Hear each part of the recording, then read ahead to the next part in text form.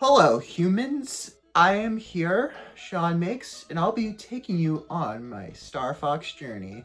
I've only just started. I've played these games. That's all I've done so far. I'm gonna plan on playing all of them because I'm having quite a good time with the series so far. I'm really enjoying it. And I just want to experience like all of Nintendo series, like not just Mario and Zelda. I want to see like Fire Emblems, Blade, Pikmin, and stuff. Now, I decided to choose Star Fox on this journey because I just saw the Super Mario Galaxy movie and Fox McCloud was in it. And he was actually really cool and awesome in that movie. I think he's gotta be by far my favorite part of the Mario Galaxy movie. And yeah, he was just really cool. So yeah, this movie kind of just pushed me over the edge and made me want to experience this series.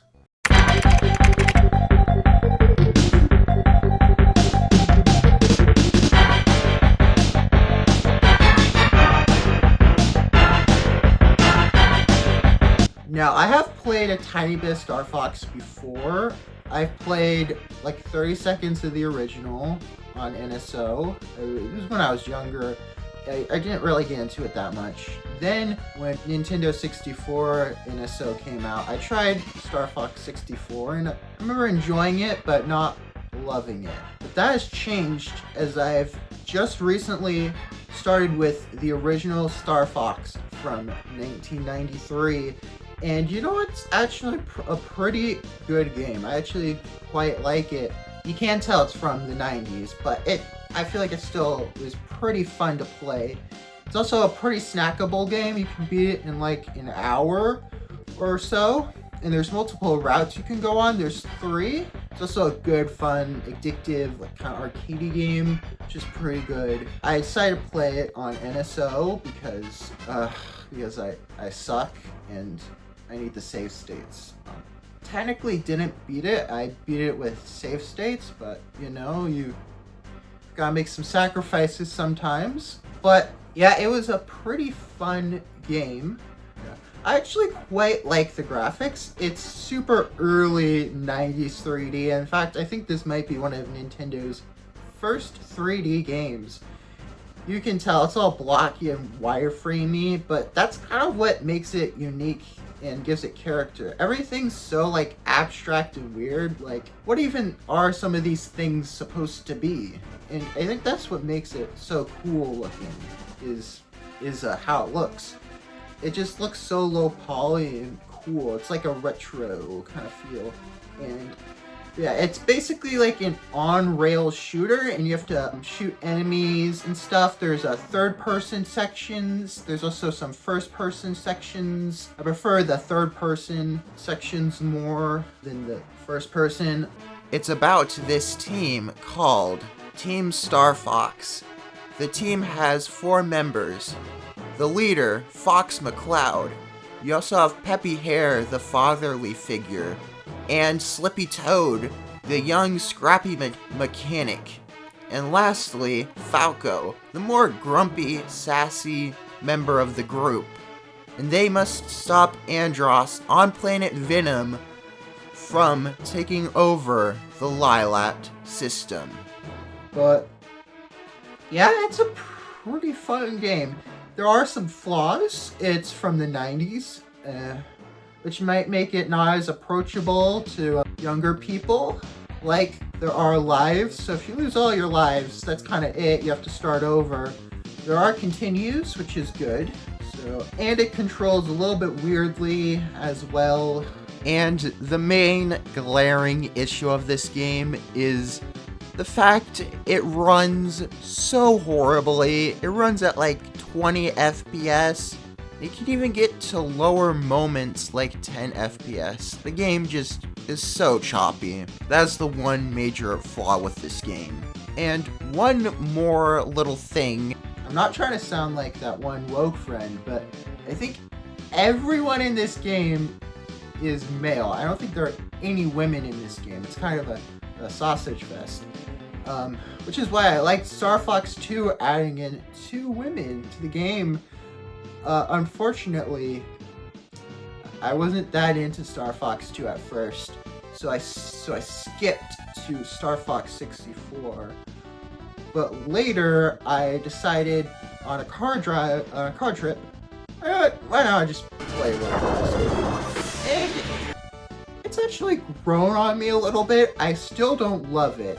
I think it's a lot more flawed than the original game. Star Fox 2 is actually a canceled game. It never came out, and the reason why was it came out too late in the Super Nintendo's life.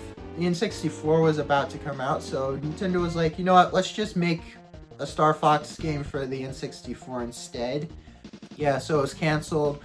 But later on, when they released the Super Nintendo Classic, they actually re-released Star Fox 2 on that system, which is really cool. And you can play Star Fox 2 on NSO, which is good. But yeah, I did not like it because of these weird first-person sections. They just don't really control that well.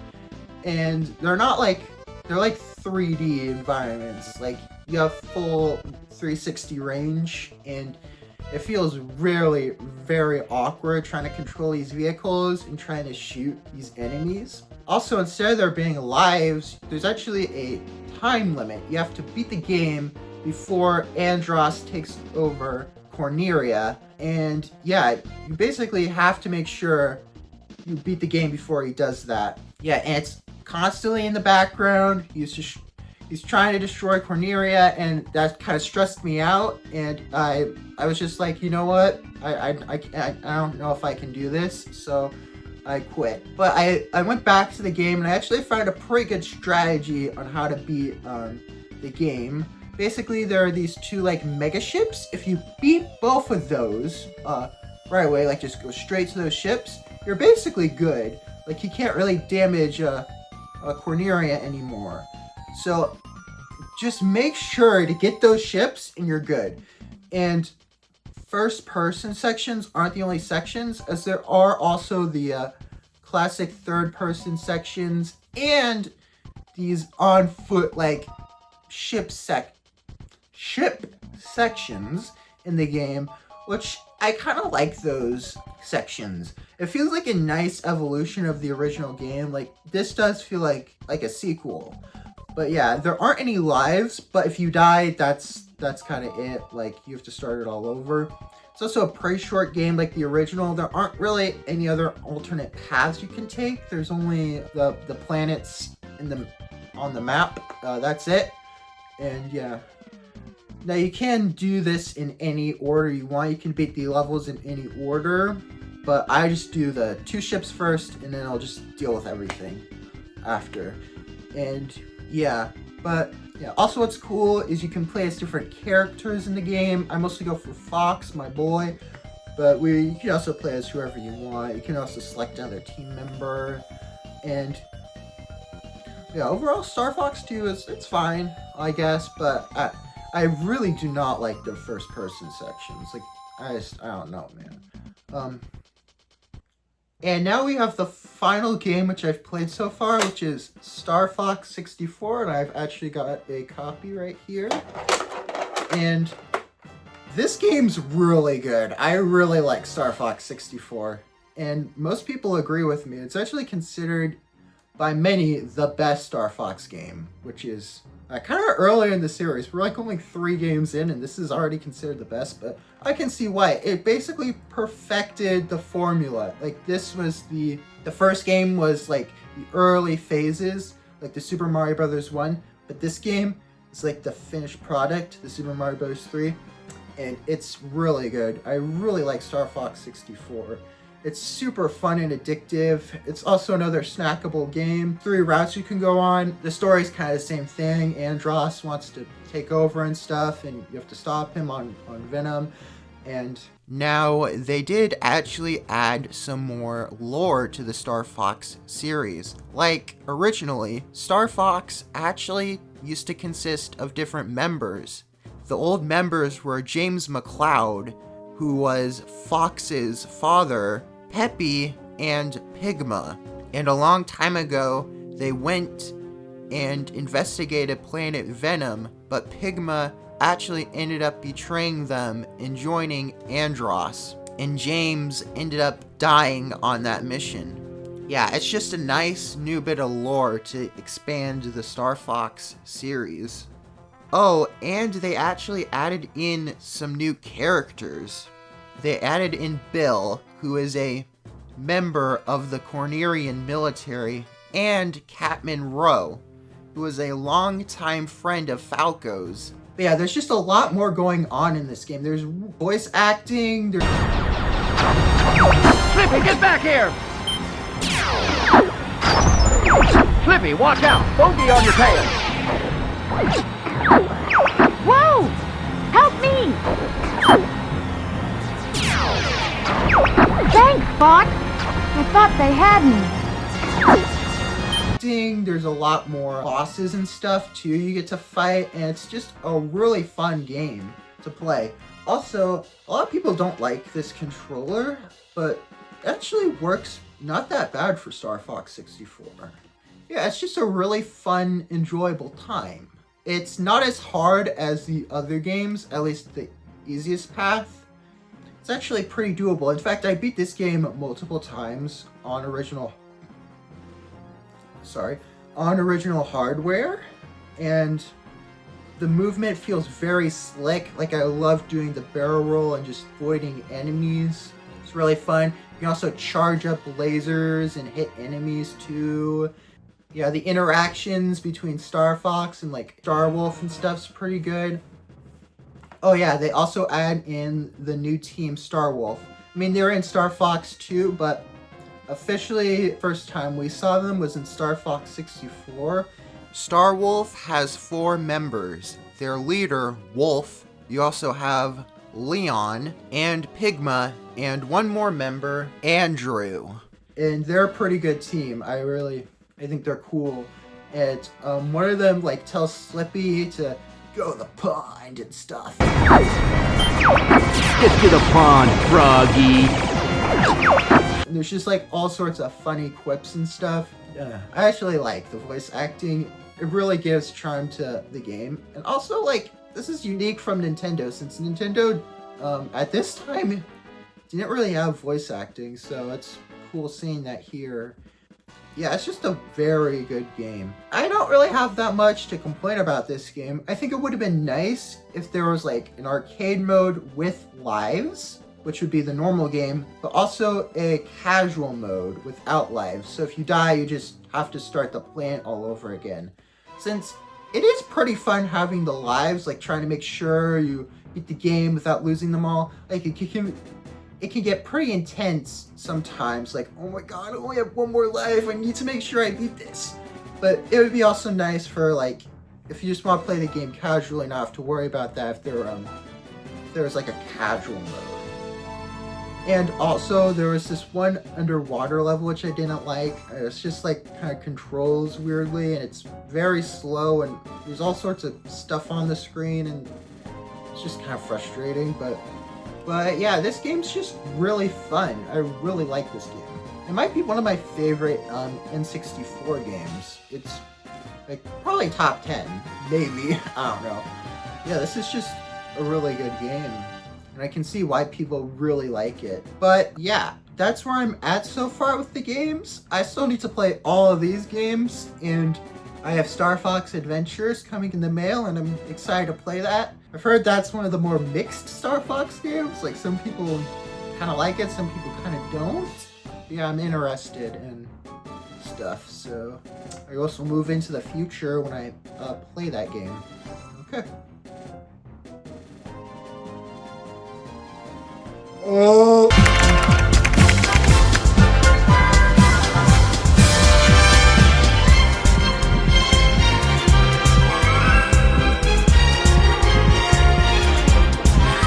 Alright guys, so now we are on to the 2000s, baby! And the first game we got was Star Fox Adventures, and yeah, a lot of people don't like this game, and I can see why. It was like a total departure from the Star Fox series. Like, I think this might be one of Nintendo's biggest departures they've done with one of their series. Like, It's completely different, the gameplay style. Yeah, they went for an on-foot adventure puzzle-solving game with occasional why can't I say the word ship? Ship sections. But you know what, man? I kind of like it. This might be controversial, but I do kind of like this game. It does not feel like a Star Fox game, though. If this isn't really your thing because you prefer the on-rail style the other games had, that's fine. I can see why you wouldn't like this game. But seeing it separate from those games as its own thing, I think this game is pretty decent. And this game is just so weird, man. Like, the development history and stuff, the decisions they made, it's... in the game itself, too. And the reason why it's so different was it was actually developed by Rare. And Rare have made some excellent games. They've made so many good games. They've made the Donkey Kong Country games. They've made Banjo-Kazooie, Perfect Dark, GoldenEye 007.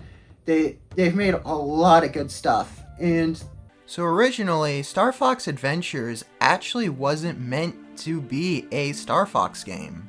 It was actually going to be its own original game for the Nintendo 64 called Dinosaur Planet by Rare. Now, Rare had a game called Diddy Kong Racing, and it had 3 original characters. They had Banjo, Conker, and Timber the Tiger.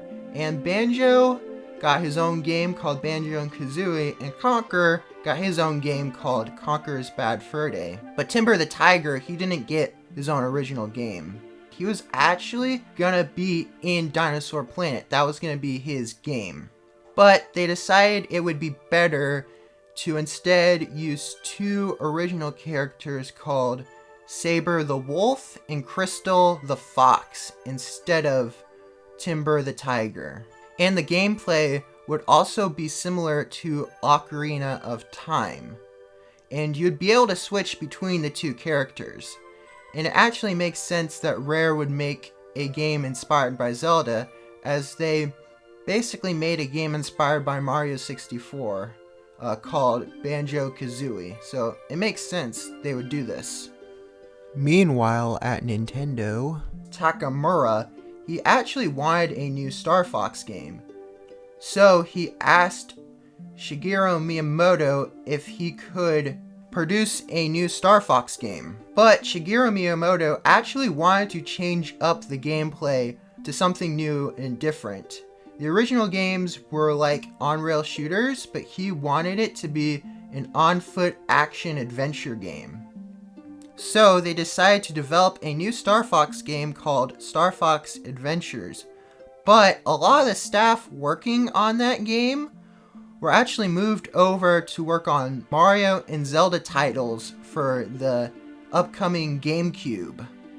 Rare decided to have their game Dinosaur Planet at E3 2000, and Shigeru Miyamoto happened to see the demo for the game, and the characters reminded him of Fox McCloud. So he thought it would be a good idea to turn that game into Star Fox Adventures. So Nintendo decided to ask Rare if they could turn Dinosaur Planet into a Star Fox game, and Rare actually agreed. So they decided to change up a whole bunch of aspects of the game and incorporate more Star Fox elements into the game, make a story in the Star Fox canon, while still keeping the gameplay the same and a lot of the same ideas in the game. They decided that they would get rid of Saber the Wolf and replace him with Fox McCloud as the main character. But they still kept Crystal in the game, as Takamura actually still wanted her to be in the game. And he decided to help Rare redesign her character design into a more sexualized version. And the reason why was Takamura and Miyamoto, apparently they wanted to add sex appeal to the Star Fox series? What? Bro, what are you talking about, man? They basically just wanted to add more mature elements to the Star Fox series and stuff, but this just feels very confusing, and out of place for me. But yeah, so, and eventually later on in development, they decided to move the game to be a GameCube game instead of a Nintendo 64 game.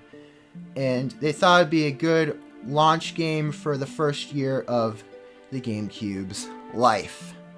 That is the development history of Star Fox Adventures.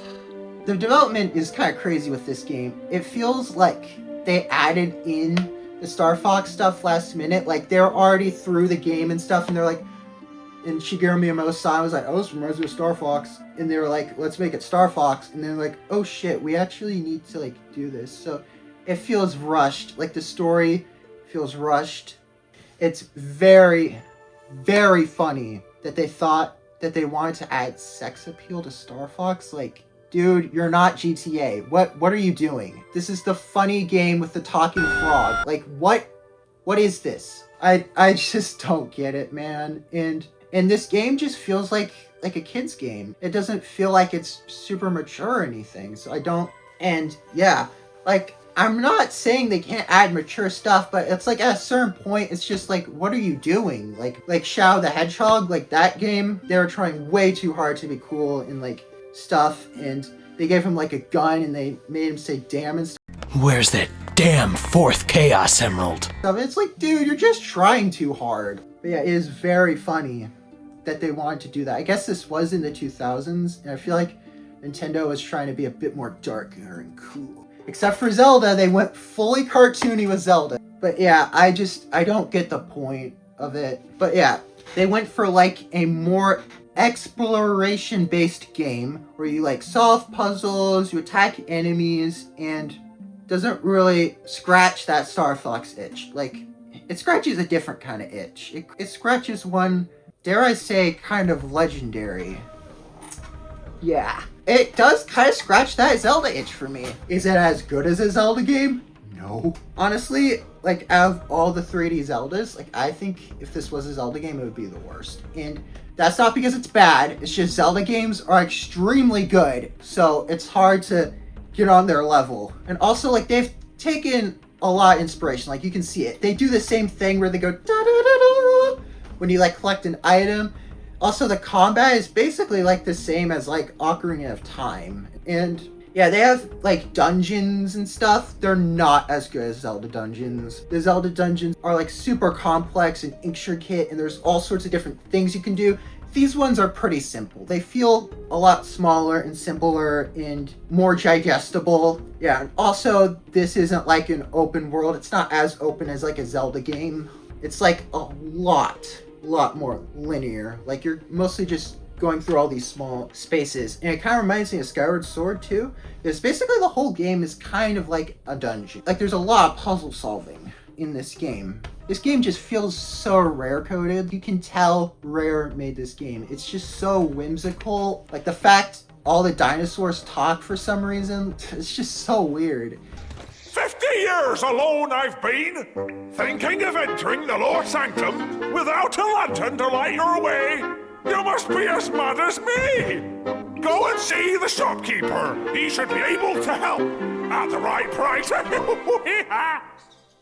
And you have like a giant rock guy that just sends you the stuff. It's just a really fun little adventure. They did throw a bone for the old Star Fox fans with the ship sections, but they're not as good. And also, they're way too short. When I feel like I'm getting into them, they're already over, and they're just short. And also, you can't charge up a beam and then shoot an enemy, which is pretty lame. And basically, every objective is the same. You have to collect a certain amount of gold rings to take down the force field. And all of them are in space. There aren't any like on Dinosaur Planet itself. Like, that would have been cool if there was a mission where you flew through Dinosaur Planet. That would have been so sick. But they didn't do that. But yeah. So basically the story is there's this planet called Dinosaur Planet. It has two tribes, the Earthwalker tribes. They're like land dinosaurs. And you also have the Skyrunner tribe, and they're like pterosaurs and stuff. But there's also this guy called General Scales who wants to take over Dinosaur Planet. and he is the ruler of the Sharp Claw tribe, and they're also pirates. Dinosaur Planet is a magical planet, and it is constantly splitting apart. So to keep it together, there are 4 spell stones in Force Point temples, and there's this palace called the Krozoa Palace, and it was made by ancient beings called the Krozoa, and they keep the temples sealed. Now, General Scales has really wanted to take over this planet, but they've always been able to stop him, but not this time. He actually somehow became stronger and was able to go into Krozoa Palace and break the seals, and he was able to go into the temples and steal the stones. And he has now been able to take over both the Earthwalker tribe and Skyrunner tribe, and they need help. So they decided to send a distress call to Crystal, and she's been trying to find the truth of her parents' death for years. But she decides to help them because she's a good person. She flies on her pterosaur to find distress signal, and they eventually go to Krozoa Palace, where she suspects the distress signal came from. And Krozoa Palace is the first tutorial area. It teaches you how the game works. So eventually she finds this injured Triceratops, and he tells her she has to find all the Krozoa spirits in the temples. One of the temples is there at the Krozoa Palace, so it successfully retrieves one of the Krozoa spirits, but in order for the spirit to work, she has to release them in the palace. So she finds the statue and releases him there, and it shoots out a big beam of light. And someone pushes her into this light, and she is forcibly put in a crystal. Meanwhile, Star Fox and gang are just chilling, but Falco actually quit Star Fox, so he's not in the gang anymore. And they get a message from General Pepper, and he tells Star Fox about Dinosaur Planet and stuff, and they have to put the planet back together because split apart. Eventually, Fox lands on Dinosaur Planet and finds Crystal's staff. She sends him a message, and she tells him about the staff and stuff, and she lets him use it. Eventually, he finds Queen of the Earthwalker tribe, and she tells him, "You have to find my son, Prince Tricky, in the Snow Mountain." Eventually, Fox finds Tricky in the Snow Mountain, and they make it back to the Queen, but she's sick, and she needs some special seeds. Eventually, Fox finds the seeds and gives them to her, and she feels better. Then, Fox learns about all the information about the Forest Point temples and stuff, and now Fox has to find and retrieve all the stones, put them back in the temples, put the spirits back, and save the day. Oh, and the Queen makes Tricky tag along with you on your adventures, and that's our story. The story had a lot of missed potential because Crystal, when she gets into that gem, she's basically gone. Like, she's not in the game. Like, I feel like this box art's kind of clickbait because there she is. Like, I thought she would be on the adventure. And yeah, it feels very disappointing that she is basically just like a damsel in distress. I mean, what makes it extra disappointing is the fact in the original Dinosaur Planet game, she was gonna be one of 2 characters you would have played as, but now she's just stuck for the whole adventure. And also, Peppy and Slippy weren't really in this game. It's like, they're basically just menu options, like you can click on one of them and like, Slippy gives you hints, Peppy shows you the map. General Pepper, he like gives you information about the mission, like how much stuff you collected. And they also will sometimes appear to like tell you stuff. It's like, you can't call this game a Star Fox game if you're not going to include the full crew. Like, this is just a Fox game. The only 2 main characters are Fox McCloud and Tricky. It's like very disappointing. And I feel like they could have had a character swapping mechanic where you swap between the main characters. And maybe you don't have them all at once. Like, maybe they got separated somehow and you have to find all of them. And then once you find them, they'll join up to your team. They can each have their own thing. Like, Crystal could have the staff, Fox could have his gun, and then Slippy could have like Mega Gun, and Peppy could have like some gravity gun that could be good for like puzzles and stuff. Also, General Scales, he was not in the game. He was mostly in the background, but I feel like we could have saw more of him He could have been a better villain. I think I gotta disagree with them turning Dinosaur Planet into Star Fox Adventures. I don't feel like they needed to make this into a Star Fox game. It's actually not the first time Nintendo has done something like this, where they took another game and then turned it into a different game. Because they did this before with Super Mario Bros. 2 USA. The difference is, the original game Mario Bros. 2 was based off of Doki Doki Panic. That game felt like a Mario game, even without the Mario stuff in it. Like, you could tell that this game had Mario DNA. So it just felt natural when they turned it into Mario Bros. 2. But with Dinosaur Planet being turned into Adventures, it just doesn't feel as natural. Now, frankly, I haven't played Dinosaur Planet. You can play it online. But as far as my knowledge, this game just doesn't have anything to do with Star Fox. The only similarities is the fact they both have anthropomorphic characters, and that's kind of it. So, I think it was pointless of them making this into Star Fox Adventures. I think it was kind of pointless them doing this. Yeah, and you can just tell that Rare's Dinosaur Planet was just meant to be its own thing. Like, there's like very little shared DNA between this and Star Fox. And I feel like even in the final game while I was playing it, you can still tell this is very different than your traditional Star Fox game. Even when they add in all the Star Fox stuff, it still feels different. Yeah, there just wasn't enough shared DNA between Dinosaur Planet and Star Fox Adventures for them to do this kind of taking one game and making it into another type deal. The overall, I think this is a pretty decent game. It's like, in my opinion, it's like a 7 out of 10. We are so back, man! Oh, man, this game is really good. So, Star Fox Adventures wasn't exactly the Star Fox game people wanted. I think people kind of just wanted like a Star Fox 64 too, like more of the on-rails ship sections and stuff. And yeah, Star Fox Assault is pretty good. It kind of gives us a return to form for the Star Fox series. I really, really love this game. This is my favorite Star Fox game. My new favorite is Star Fox Assault. It's honestly a phenomenal game. It's not perfect, but it's pretty good. This game was actually developed by Namco.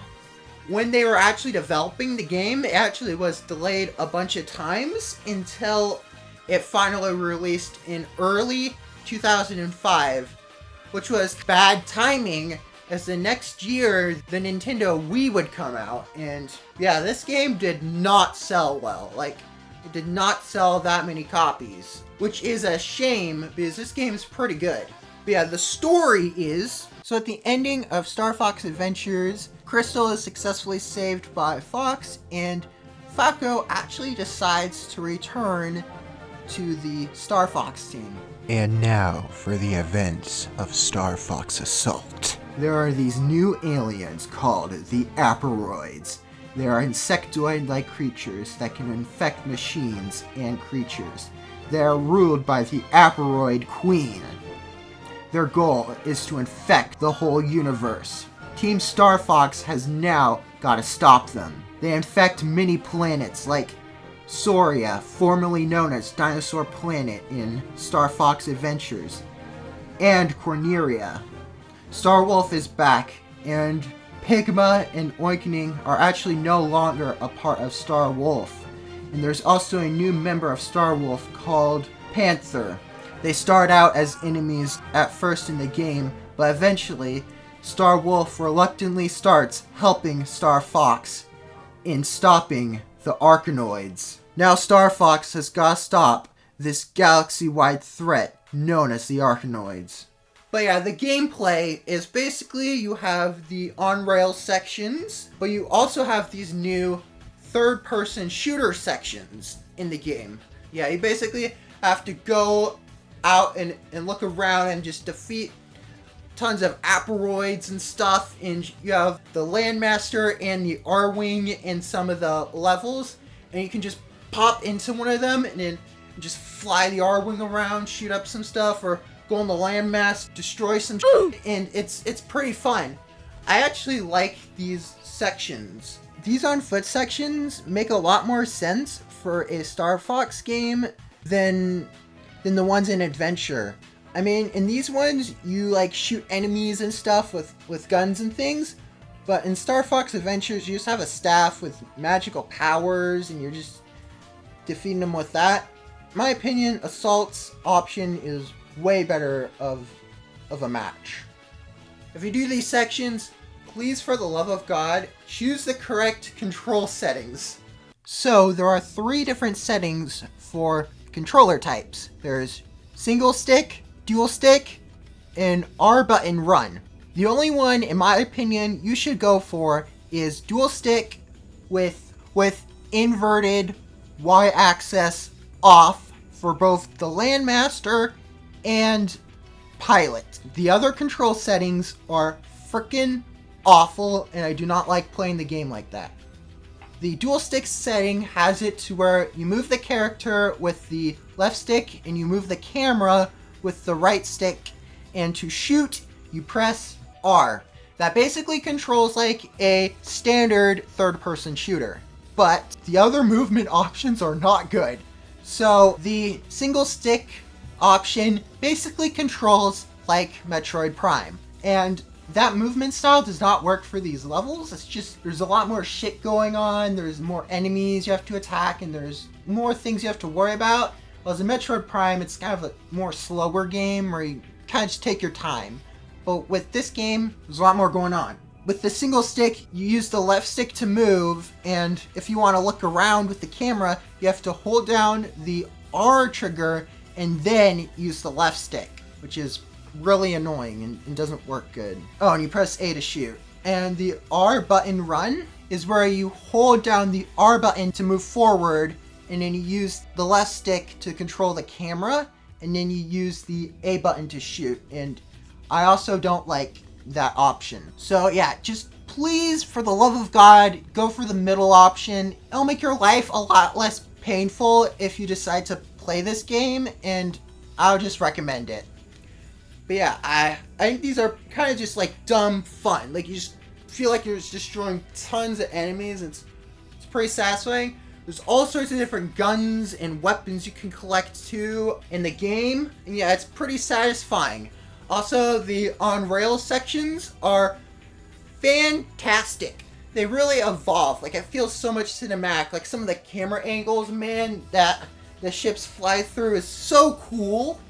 And it's all back, man. Like, the ship sections, it's all back. The fun interactions between the characters.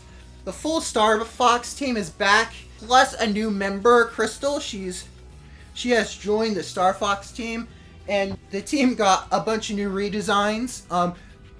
Crystal actually got some clothing to wear, but it feels very good that they're not just like stuck in a crystal or menu items. They're actual characters in the game, which is what I wanted.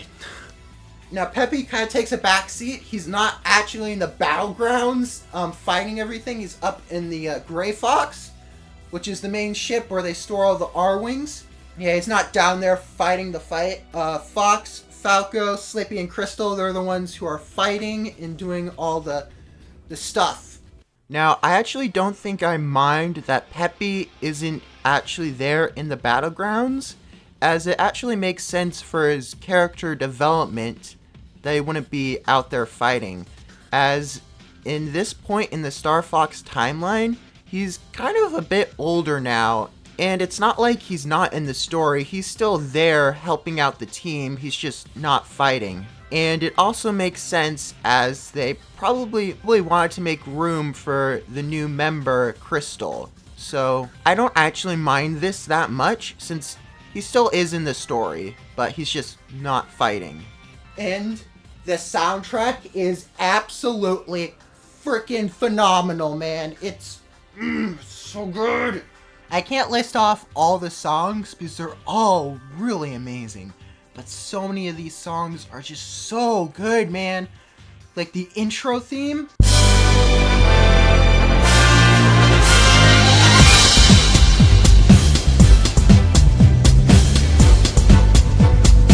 Dude, this intro theme, it just gets me right in the mood to play some Star Fox, man. It's just got so much pump and excitement to it.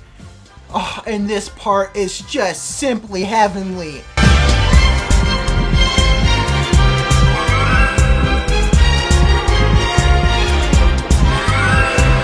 Just listening to those chords, man. Oh, it's just And hell, even the menu theme is good.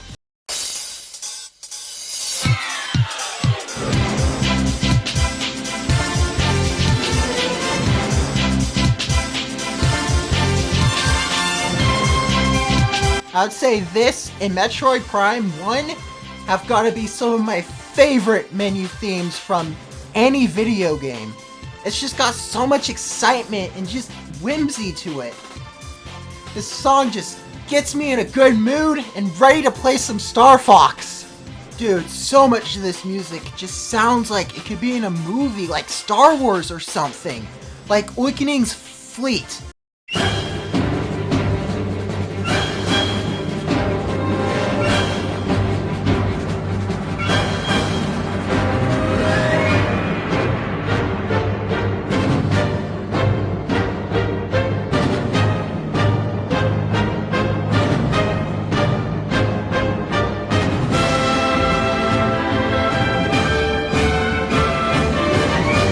The beginning of the game and you've just started the battle, man, and hearing this music, oh, it feels like you're in the battle just ready to destroy some ships and take down some enemies. At this part of the song, it kind of calms down a little bit, kind of lowers itself.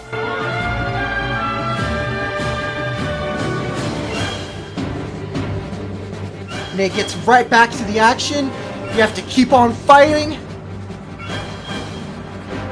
Then you have songs like Sargasso's Hideout.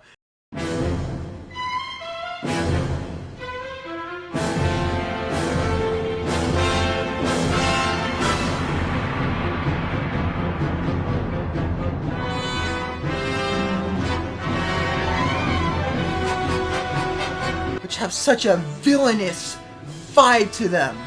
Almost like an, oh shit guys, we gotta hurry the hell up. Let's beat these enemies. Oh man, but dude, frickin' Wolf's theme is so good.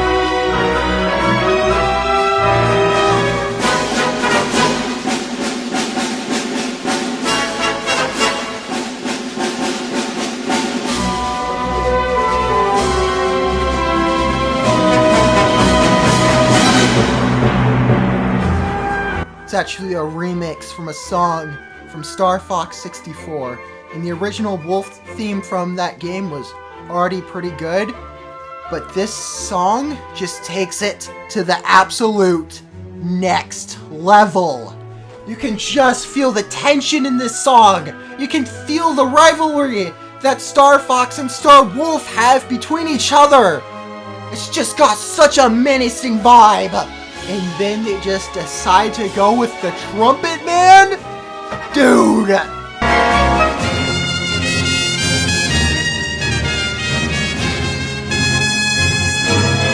This soundtrack is absolutely fantastic. It was so amazing that they decided to actually orchestrate this music. Yeah, but this soundtrack is freaking fantastic. It's just so good. I could ramble on about these pieces forever, but I just gotta cut it.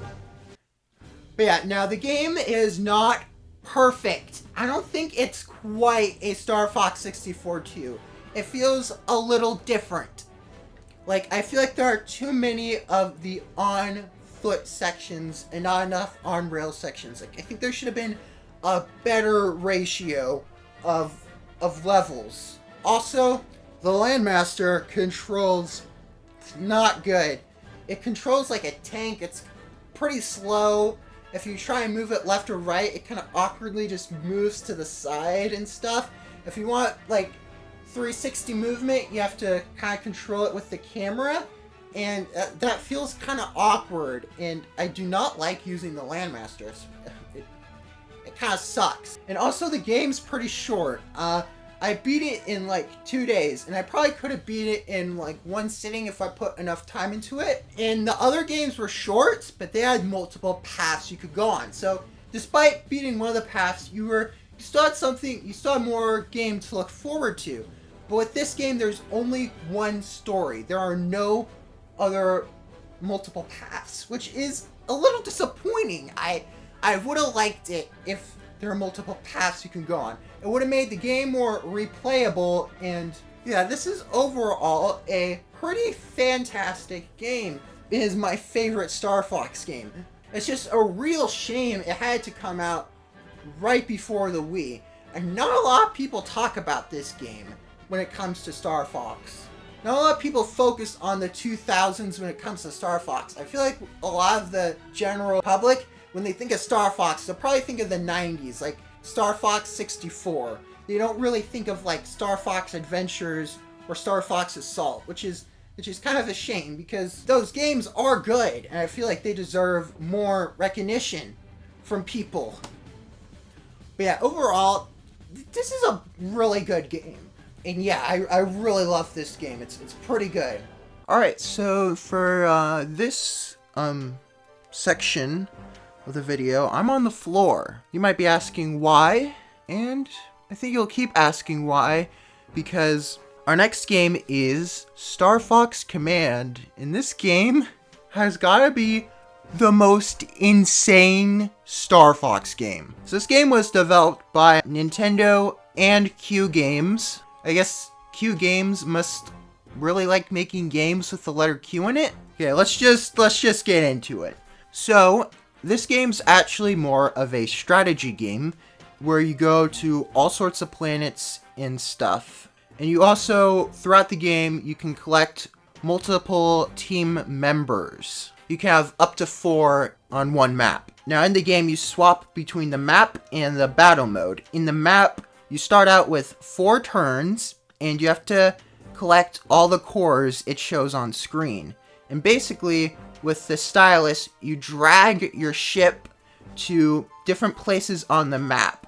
You can collect items, you can drag it to an enemy, and then once you have decided where you want your ship to be placed, you then activate your turn, and all ships will move to their spot.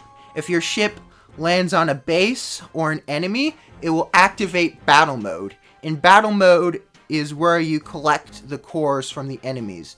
You have to defeat a certain amount of enemies in order to get all the cores. These battle mode sections are basically kind of like the traditional ship sections, but they're in full 360 movement, so you can move all around and you can explore and stuff. Overall, I actually don't mind the gameplay, but my main complaint with the gameplay is the controls. The controls are super unintuitive. Like, basically what you do is if you want to move your ship around, you have to use your stylus on the touch screen, and you use that to move your ship around.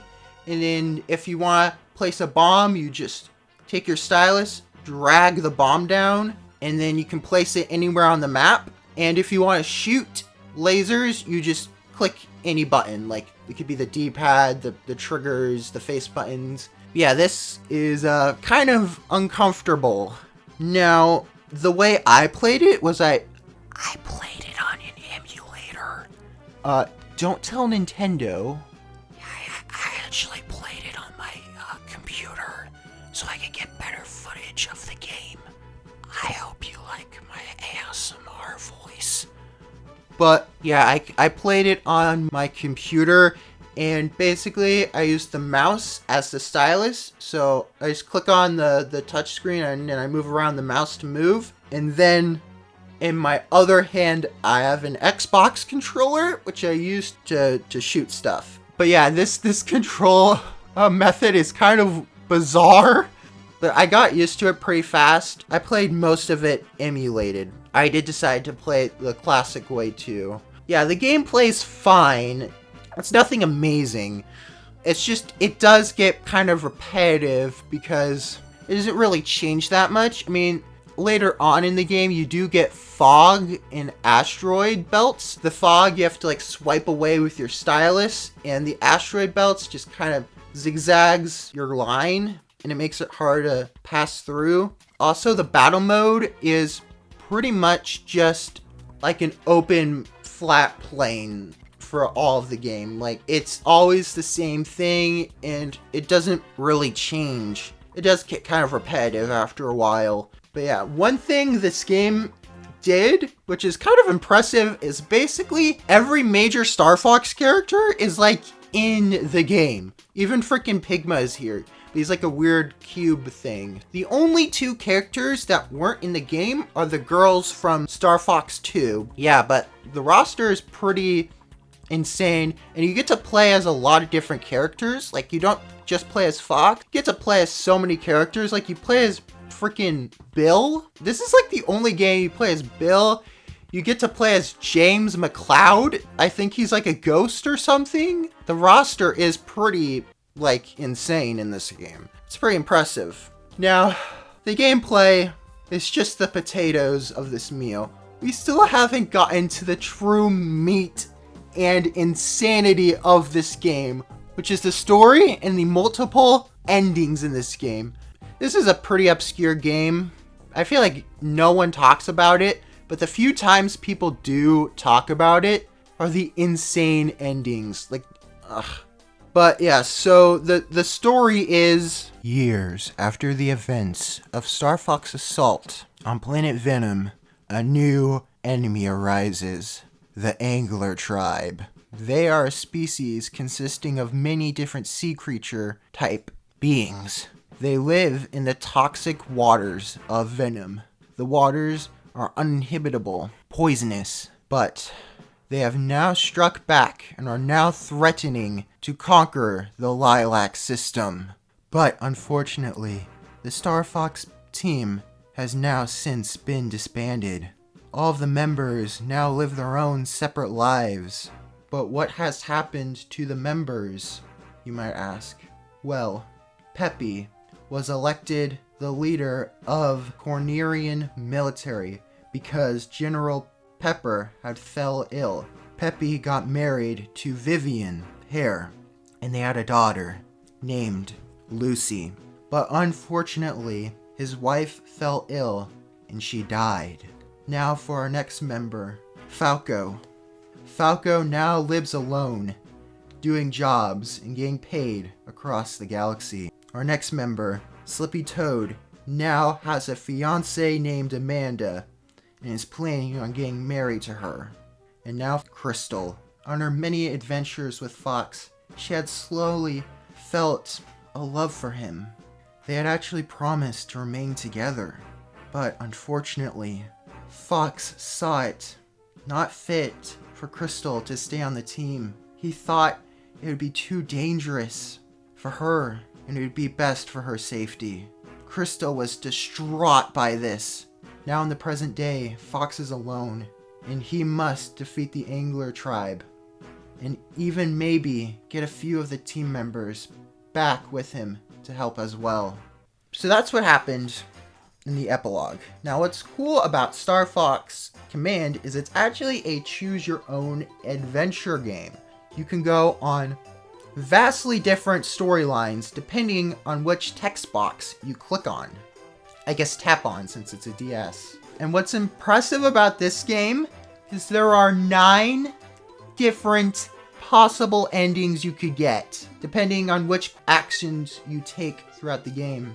But dude, some of these routes and endings are insane. Like for instance, in some of the routes you take, depending on which actions you take, Crystal might actually be a part of Team Starwolf. And the reason why is because she actually wanted to get back at Fox and make him feel mad, so she joined Starwolf.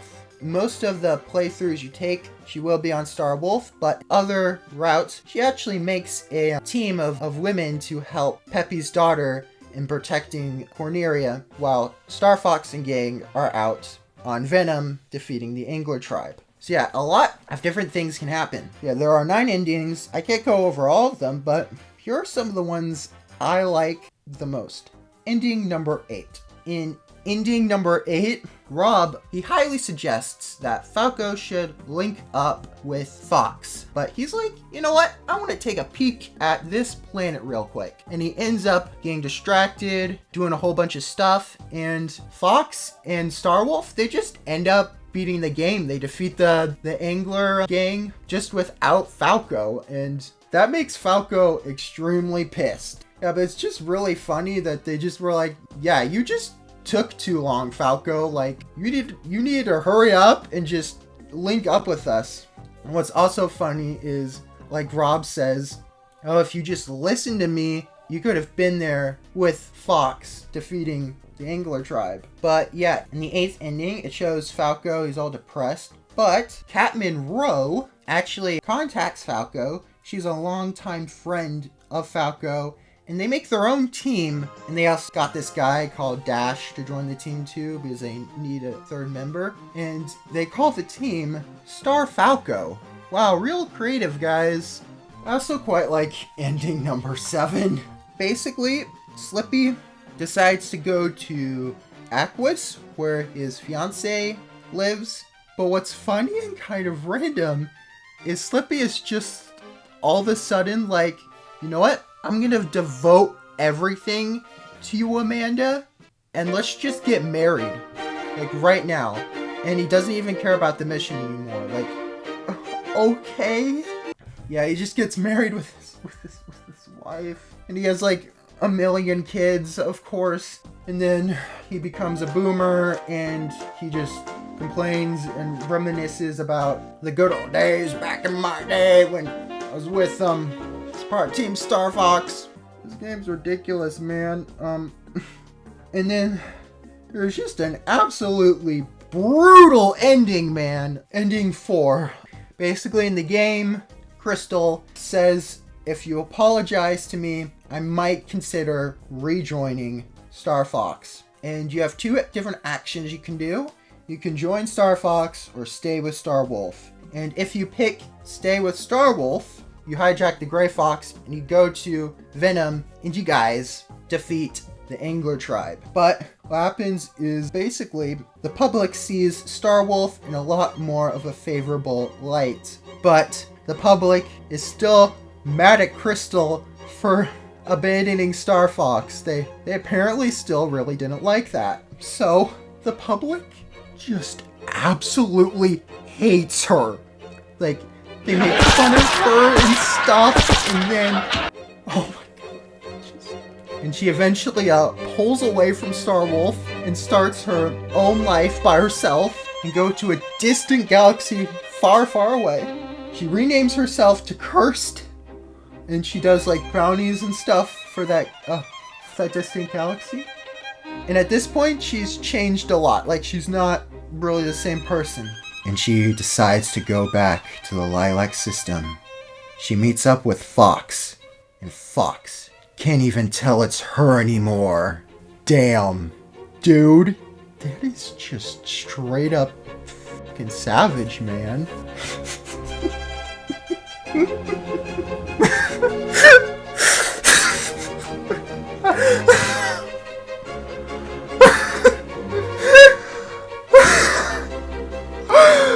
Oh my god. Oh, okay.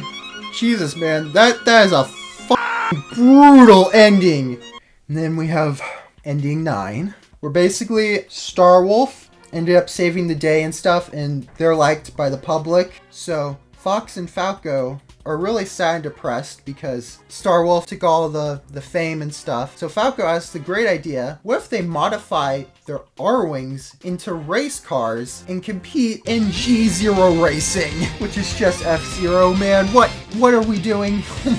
Honestly, they should make like a spin-off Star Fox racing game. That would be pretty sick. Now, ending 2, it's kind of what I consider to sort of be the definitive end for this game.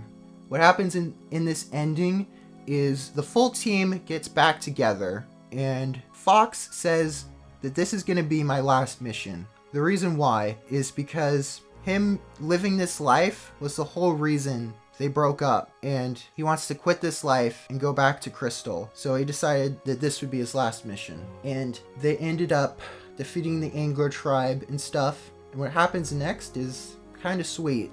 After the mission, Fox finds Crystal, and years in the future, they actually have a son together named Marcus. And Marcus decides he wants to be like his father, so he decides to make his own team with Slippy's son, Peppy's granddaughter, and they manage to get Falco back, and a new Star Fox team is formed, and they go out in the galaxy and stop new threats. This is kind of end of Star Fox because we never got a Star Fox game after this continuing this timeline. After this game, we got Star Fox Zero, which was a reboot. Now, I do have an issue with the story. It's that, why did Fox make Crystal quit the team? I get it was because he thought it was too dangerous for her, but he seemed totally fine with her doing dangerous stuff in Star Fox Assault, so what's the deal? They never explain it, and he just simply says, "Oh, it's too dangerous." But why? What made him come to this conclusion? Did Crystal go through like a life-threatening mission? We just don't know, and that's kind of a huge error. And it feels kind of out of character for him to just randomly be like, "You're out of the team, Crystal." Also, a lot of this game, man, is just Fox and Crystal arguing with each other, and it doesn't feel like anything is truly resolved. Like, they never truly feel like they make up with each other and feel like they're on better terms. Like, in the second ending, he just sort of goes to Crystal and I guess they have a son. Yeah, they never truly feel they've come back together. Nothing ever feels satisfyingly put together. I mean, yeah, it is nice that they had a family, but it's just given to us without any payoff. A lot of this game just feels very unsatisfying. Like, nothing feels like it's quite put together. Like, all the puzzle pieces aren't quite arranged. It just kind of fills me with a little bit of emptiness. And knowing this is kind of the end of the original Star Fox series, because there haven't been any games after, is kind of a little disappointing. Kind of feels like it just sort of ends. But yeah, it kind of makes sense that they rebooted it after this game. Because, like, where do we go from here? Like which ending is the canon ending? Which ending is correct? We could just make this game not canon. Now, there is one ending that I think could lead to another Star Fox game if they decide to continue this timeline. It's ending number 6. And basically what happens is, on their adventure, they discover this guy called Dash, and he helps them on their adventure, but he ends up being Andross's son. But he actually lies to them and pretends like he's gonna help them. But after they defeated the Angler tribe, he decides to stay on Venom, rehabitat the planet, make it natural, and create an evil army to take over Corneria. So they could have made another game with him as the villain, I guess. They could have gone with that. That seems like something they could have done. But yeah. So guys, I just really quickly want to do a quick little Crystal rant. I have some frustrations with this character, more specifically with how they dealt with her. In the first game, in Star Fox Adventures, she tries saving Saria, but she gets trapped in this crystal. And she gets saved by Fox. She isn't in most of the game. Then, in Star Fox Assault, she's actually a part of the team and contributes some to the story. In Star Fox Command, it's just her and Fox arguing with each other. And we have to deal with this stupid love drama and stuff. And it's just like, she really only got one game to truly shine. All these other games, she's barely been in them, it feels like. And it's like, why did they even make this character if they barely did anything with her? I think we all kind of know why they made her. But they could have just done so much more with her character. They could have developed her more. I mean, they didn't do anything with that storyline of her trying to find out what happened to her parents. They basically just forgot about that. And honestly, man, I want to see her return in the Star Fox series. She could really shine in some new Star Fox games and not just be a love interest to Fox or like a sexual thing. I think she could be a proper good character. We could dive into her parents and discover what happened to them. We could learn more about her character, and we could give her more to do in the stories. So it's kind of a missed opportunity here. They did nothing with this character. But yeah, that's just my little rant. So yeah. I have mixed feelings on Star Fox Command. The overall gameplay is fine, except for the controls are bad, but my main issue is just some of the story details rubbed me the wrong way, and I really didn't like that. Yeah, also this game did not sell well. It sold freaking horribly, so... But anyway, on to the next game.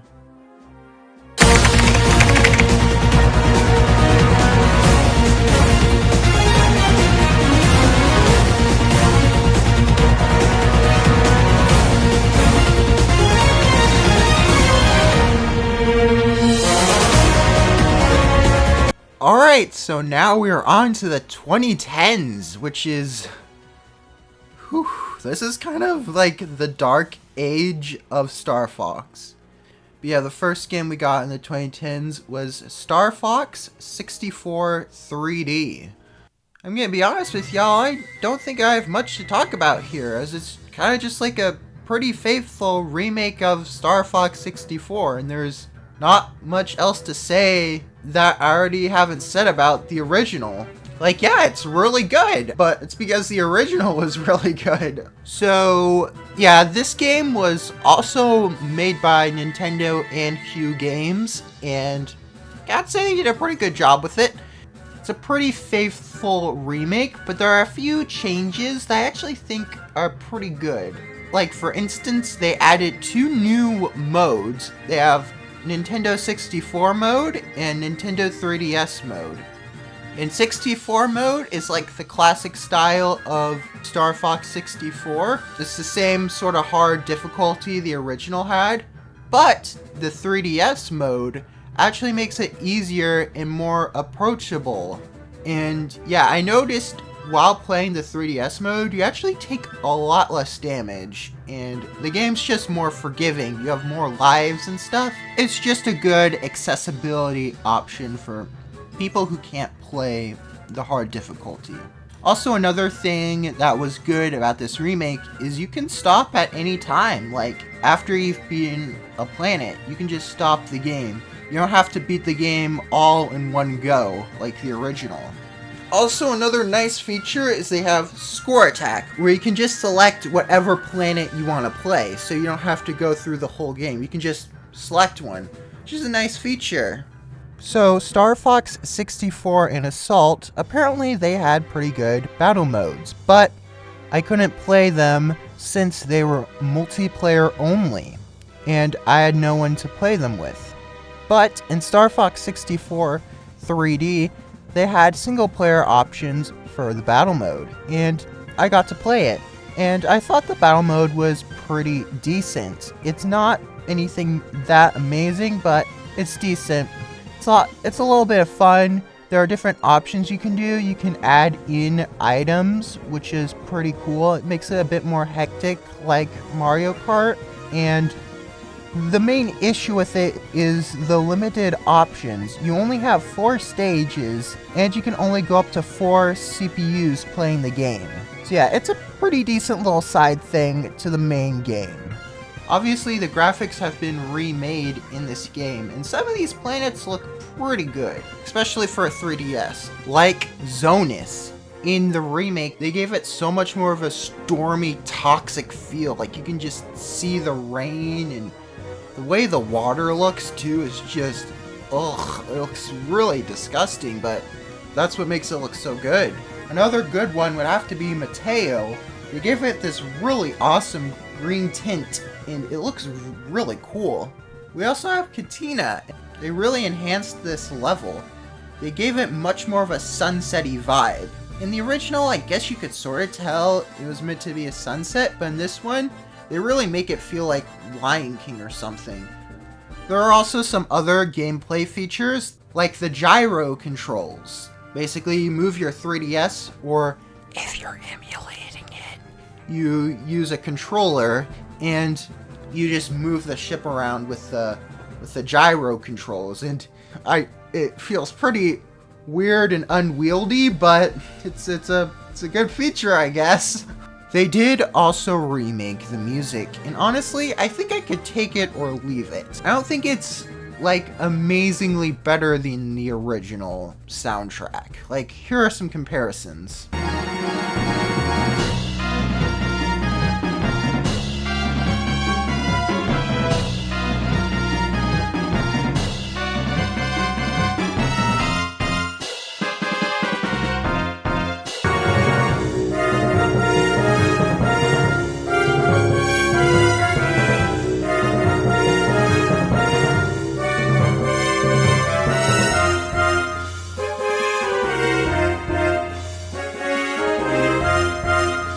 In my opinion, I feel like the remixes in Star Fox Assault were way better. Like, the amount of production value in those remixes is just, like, really freaking good. I think the music isn't bad, it's just nothing, like, amazingly good. Overall, I would say this is a pretty good remake. It's nothing that mind-blowing, but it adds a few quality of life improvements and a few good accessibility options to just make it just an all-around good experience. Sort of just like adds a few little things just to make the game a little more better.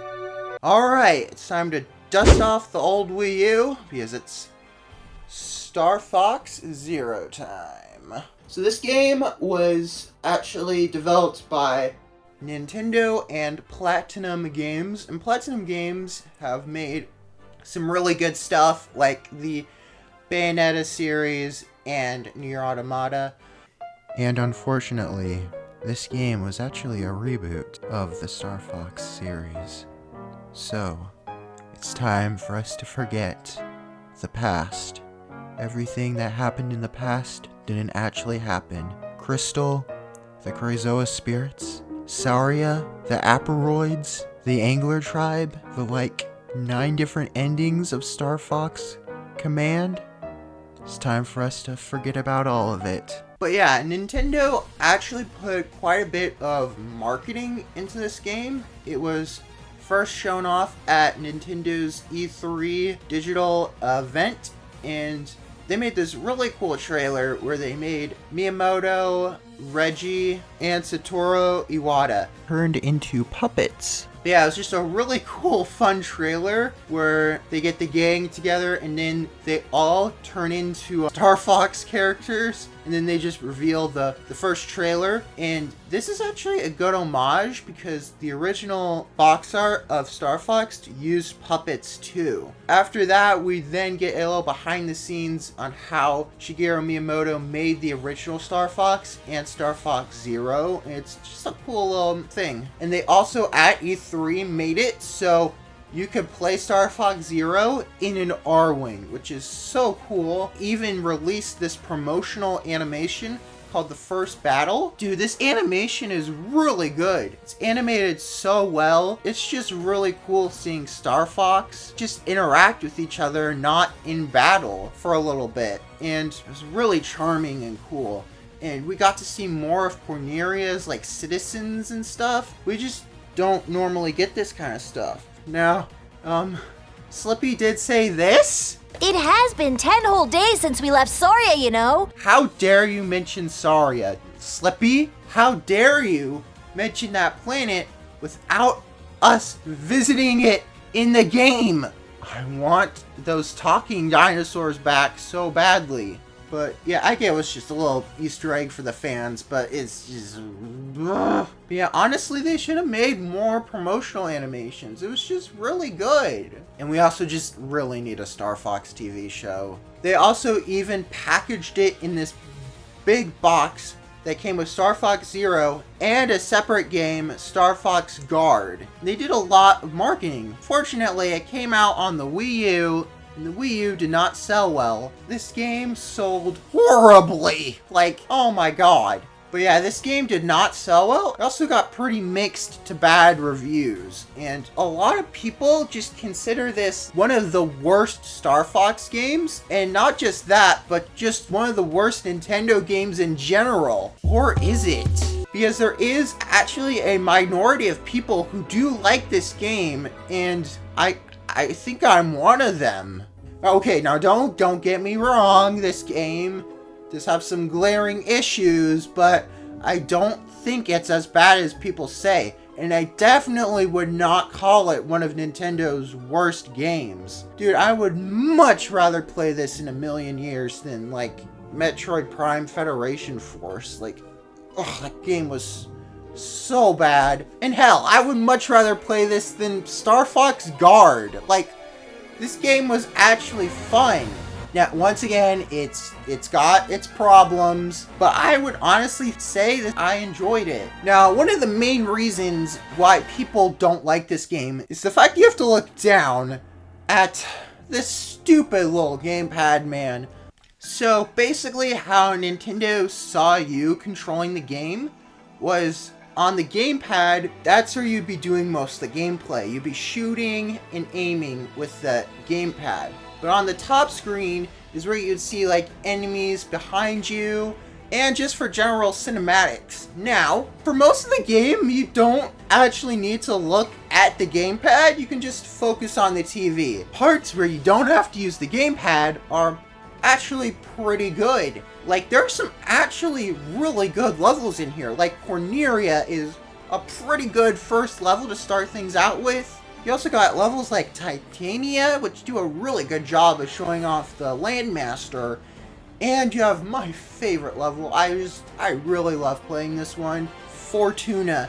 This was actually originally from the original Star Fox, and that level was also one of my favorites in that game, but they took it and freshened it up and made it feel new and great. This level is so cool. You like go through all sorts of insects and stuff and you're in the clouds.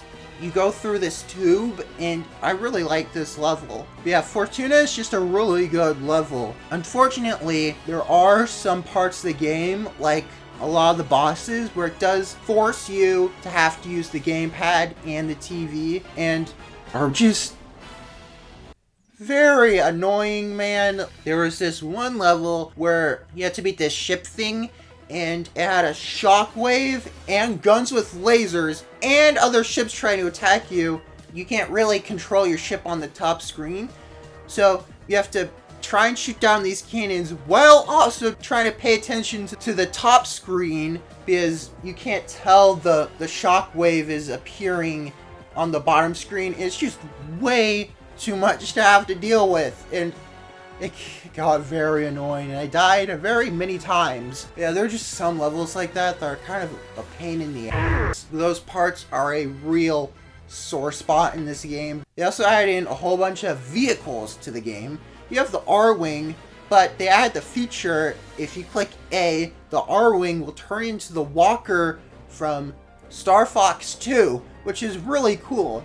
I actually love the Walker, and I think it should come back in future Star Fox games. This is just really fun to control and use.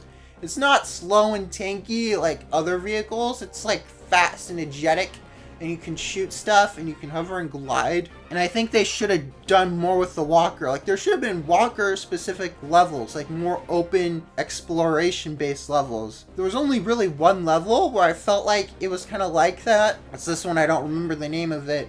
But it had a time limit, so you couldn't really explore, which kind of sucks. But yeah, the few times you do get to really use the Walker, it's a pretty fun vehicle. They also gave us the Landmaster, which is, it's a bit more tanky and slow, but it's still a fun little vehicle. It can also now transform it into a flying mode, which is pretty cool. Now, they also added in the drone, which sucks so freaking badly. Oh my god. It's so bad. It's so freaking slow, man. It takes forever to move this thing, and the controls are weird, and you just have to slowly creep in levels that use the drone, which is only like 2, thankfully.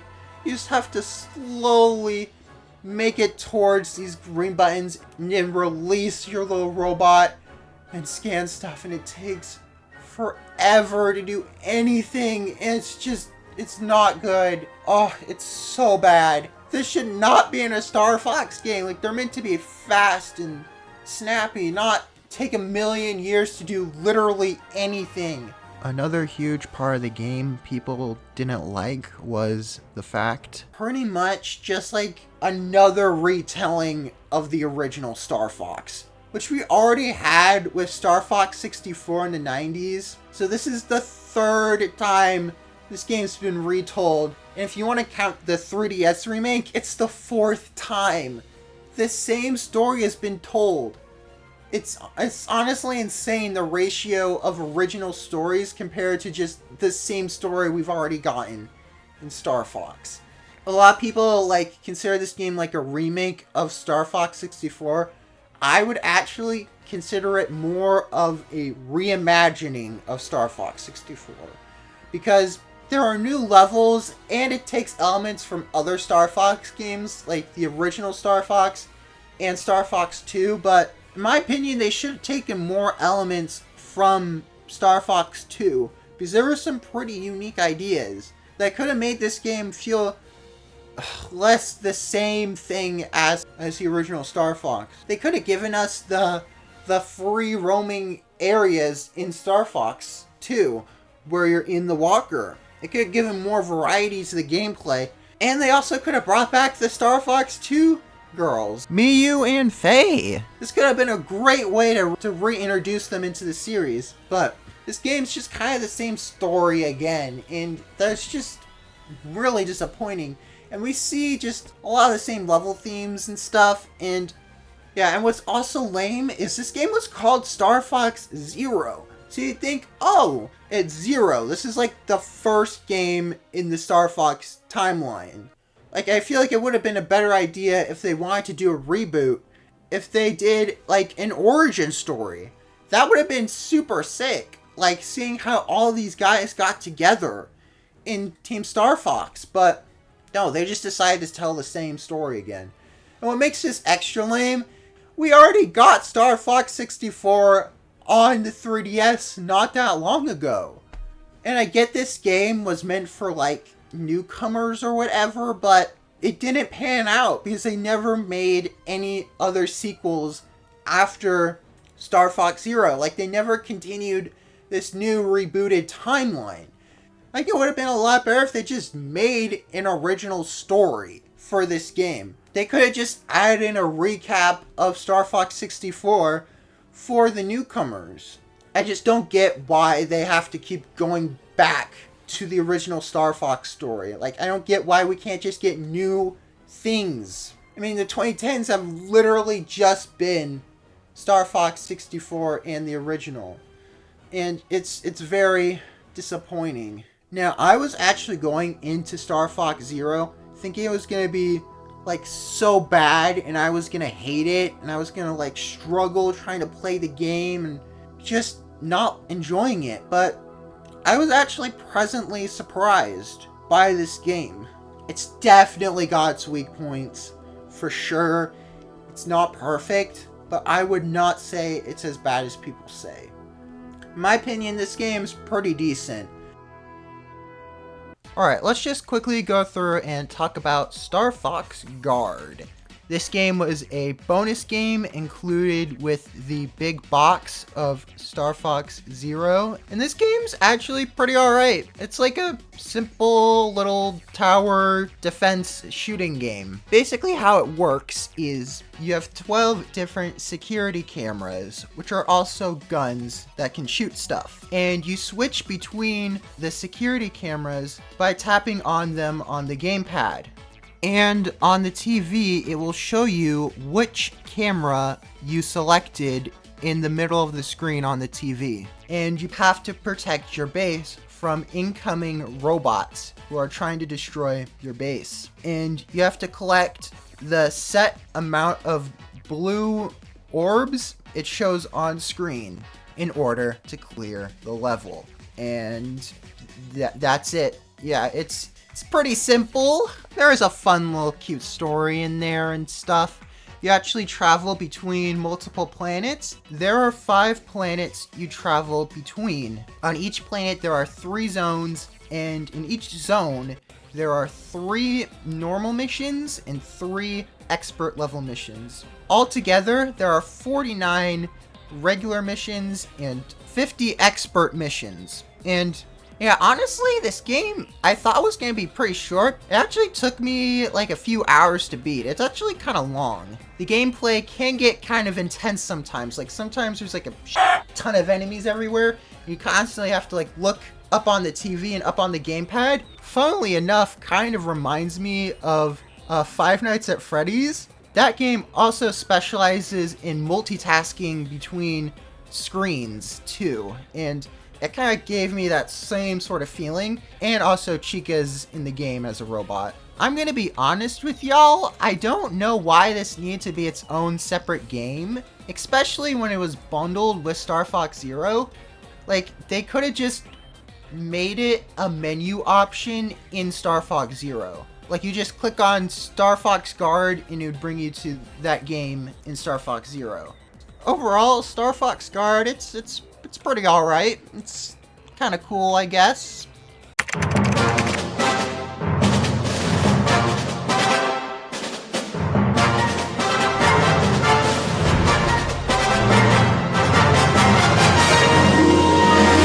Alright, it's time to look at our final game, Star Fox. That's it, that's what it's called. It's called Star Fox. By the way, I hate this name. Like, could you have come up with a more creative name than just Star Fox? Also, we already had a game called Star Fox, the first one in the 90s, and now we have to call this game Star Fox 2026 whenever we refer to it, and it's just, it's more confusing, and yeah.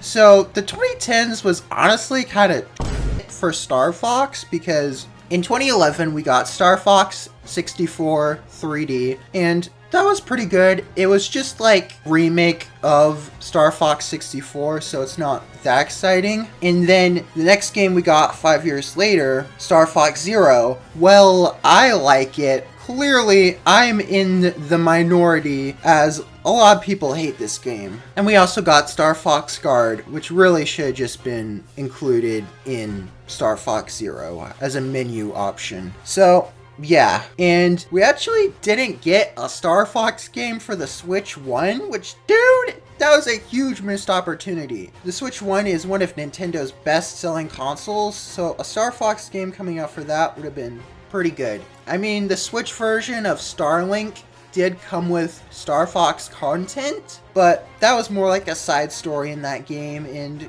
it was pretty cool. And now, 10 years later, after Star Fox Zero, we're finally getting a new Star Fox game. And it's not even technically a new Star Fox game, it's just another freaking remake of Star Fox 64. Come on, guys. Oh, this is kind of frustrating, man. This game is the 3rd time we've seen Star Fox 64 remade, and the 5th time they've retold the original Star Fox story.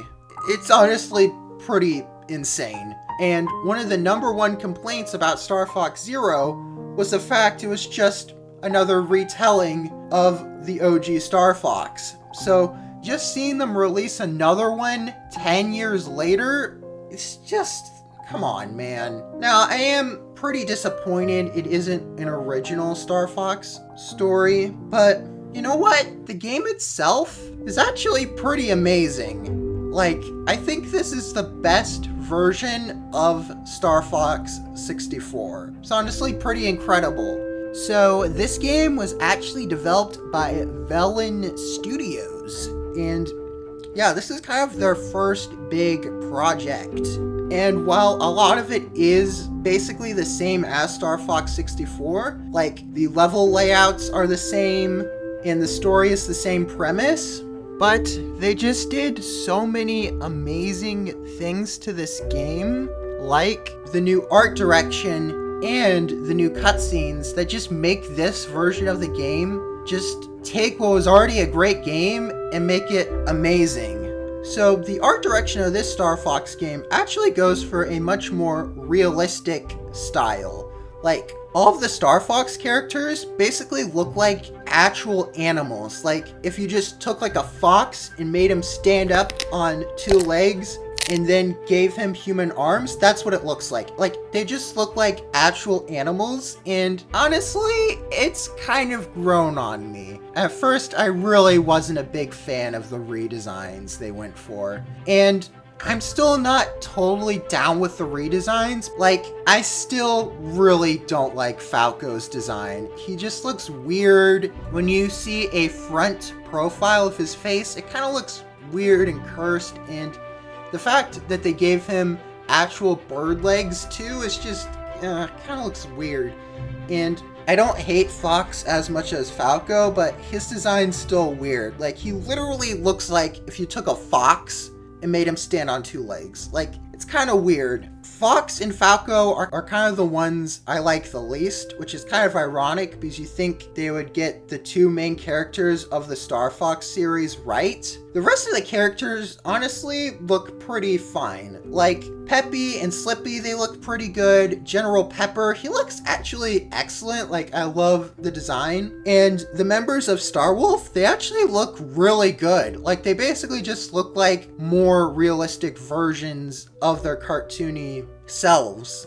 And I think if they were gonna retell the same story for the 5th time, they may as well go for a completely different art direction. But I'm just gonna say, I hope they never use these designs again and just go back to the cartoony designs they used to have. I'm okay with this being like a cute little one-off thing they decided to do where they made all the characters realistic. But yeah, we got the redesigns, but the overall graphics are more realistic. Like, a lot of the levels in this game look absolutely gorgeous. Like, Corneria, they made it so you start out with this nice, beautiful ocean, and you just see the rocks in the background, and it's super sunny and bright, and it just looks super nice. But as you get further along in the level, you start to see the wreckage Corneria has been through. In the original, there was still a lot of green grass and stuff you could see. Like, you could still see the life in Corneria. But in this version, they absolutely made the city look absolutely decimated and destroyed looking. Like, you can just see the fire and there's so much smoke and wreckage, and they also add in these nice little holograms. You can just see the sparks of flames coming out, and it's just, oh, it's so good. And other planets too, like Aquis, look absolutely beautiful. And also they made it control just a little bit better and not as painful as the original game. But yeah, there's all sorts of life and sea creatures here, and they add these really dope looking snake fish things. There's also these anglerfish and stuff, and it just looks really good. And Zonus has got to be one of my favorite looking levels. In the 3DS version, they sort of gave it this super green, swampy, toxic vibe, but the new version gives it a much more piratey vibe. Like, it's like Pirates of the Caribbean or something. It just looks freaking beautiful, man. Like, you can just see trash and debris in the water, and all the fog and storminess of this level just looks gorgeous. And then you also have Macbeth. Macbeth, they made it look so good. Like, it looks so much more rougher and earthy, and there's just more of a gritty, grayish green atmosphere to it that looks really good. And Mateo looks really good.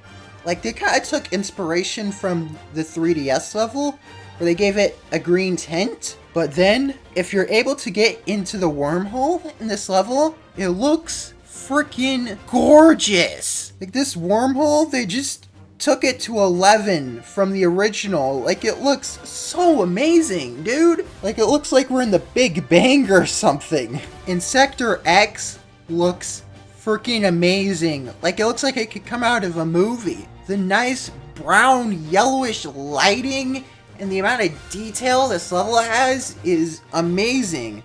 And when you're just seeing all this debris and parts everywhere and then the light shines through, it looks so good, man. Oh, this game's just gorgeous. This has got to be one of the best looking games on Switch 2. Like it looks so good. And dude, the music is just frankly amazing. Like, okay, here's the original Corneria theme.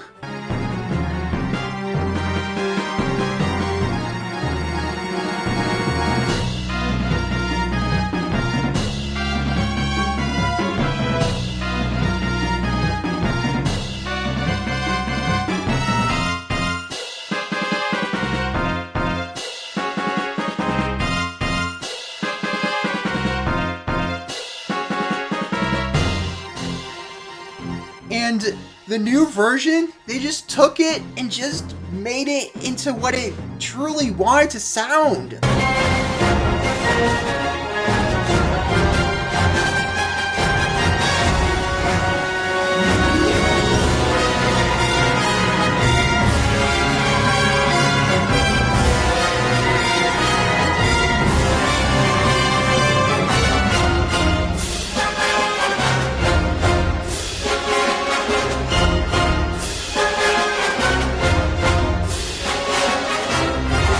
Like, the music in Star Fox 64, they wanted it to sound like a big orchestrated epicness, but they just couldn't because of the limitations of the hardware. But now that we don't have those limitations, we can just fully engross ourselves into this amazing music. The new version is so awesome. Like, they add in flutes and drums just to give it that extra bit of bombasticness, and it just sounds so good. Yeah, but that's Corneria. We've also got some other really good songs like Facina / Sector Z.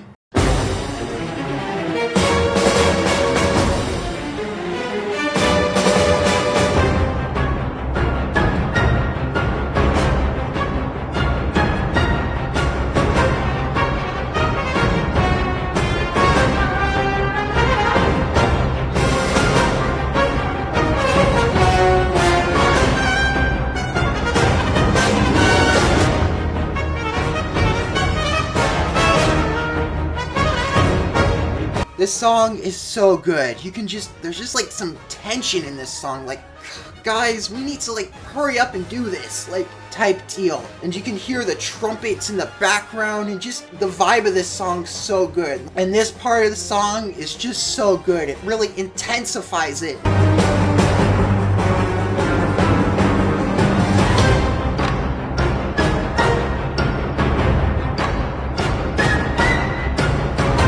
Another song I really like is Mateo.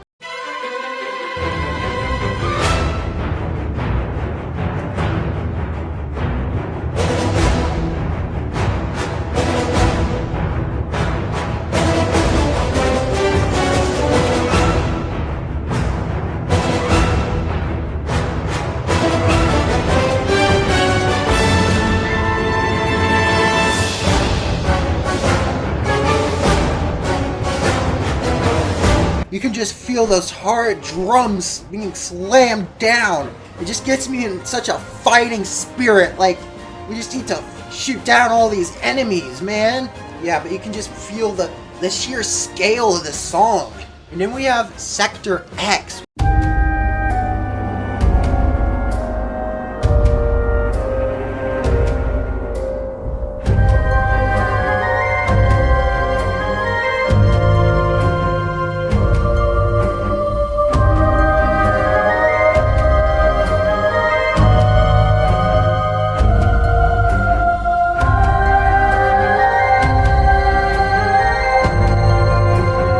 has such an uneasy vibe to it. Like, it just feels like we're exploring somewhere we're maybe not supposed to be in. And you're just looking behind your back and making sure nothing bad happens. And then as we go through, the song just slowly but surely intensifies and revs up.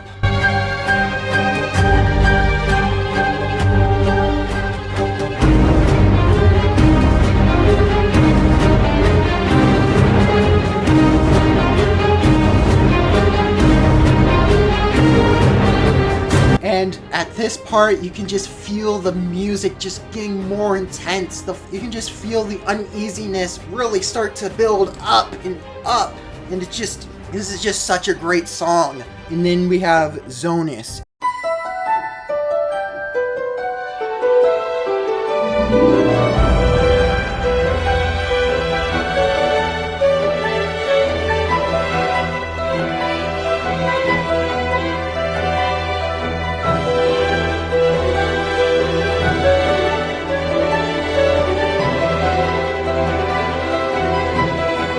Zonus is a really good, sort of somber, more peaceful song. Like, it feels like we're exploring some abandoned ghost town that hasn't been visited in years. It's been left in like an unwieldy state. And at this part of the song, it just really ramps up.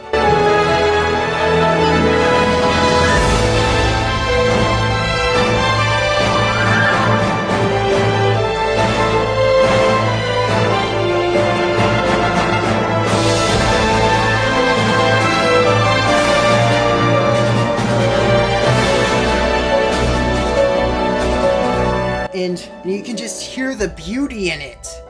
They did a great job remaking this soundtrack. They've already remade it a bunch of times before, but I would say this and Assault have got to be the best versions of these songs. They did such a good job remaking this soundtrack. But yeah, the soundtrack and the visuals are not the only thing in this game, because they also added in new cutscenes, and these cutscenes are amazing. They add so much more character and feels so much more like we're on an actual adventure through this solar system. Before, in the original Star Fox 64, it was just General Peppy telling you what to do.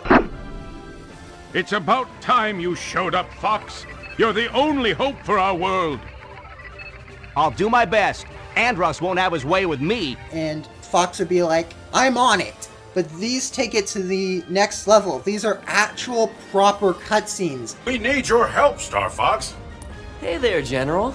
You seem a little on edge. Andros's invasion has found its way to our doorstep. His forces are laying siege to Corneria as we speak. The Corneria Defense Force is spread too thin. I need your team to get down there and launch a counteroffensive. That's no small ask, General. But as it happens, my team's available to deploy immediately. For a price. They plan out strategies. They actually have banter between each other, and we get to see more from them not in battle. Like, we get to see them just kind of chilling out or getting a soda or something. It really adds more to the game. We just get to see more interactions from these characters.